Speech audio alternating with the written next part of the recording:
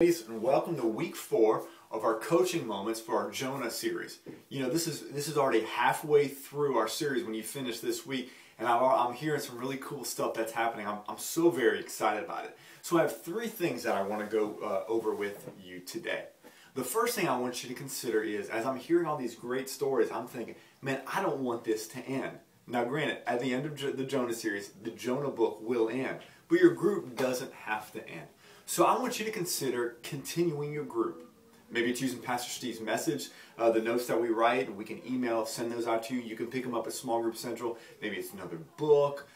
Maybe just gathering your ladies together for some relational connection time. Whatever it may be, I'm going to ask that you continue your group. Okay, the second thing I'm going to ask you to do this week, it's so important, is I want you to make a personal touch with everybody on your team. Not a text message, hey, don't forget group, or an email. I want you to pick up the phone and I want you to call them. So I either want you to have a face-to-face or do your best to have a phone conversation with everybody that's coming to your group. And I want you to ask them 2 questions. Okay, the first question I want you to ask them is, how has this small group impacted your life? Okay, so how's this small group impacted your life? And the second question is this: would you consider staying and being part of this small group even after the Jonah series is over? All right, so first of all, what's next? What are you going to do when the small group's over? The second thing I want you to do is I want you to touch base with all the ladies in your group. And the third thing I want you to do is I want you to begin to identify what we call emerging leaders.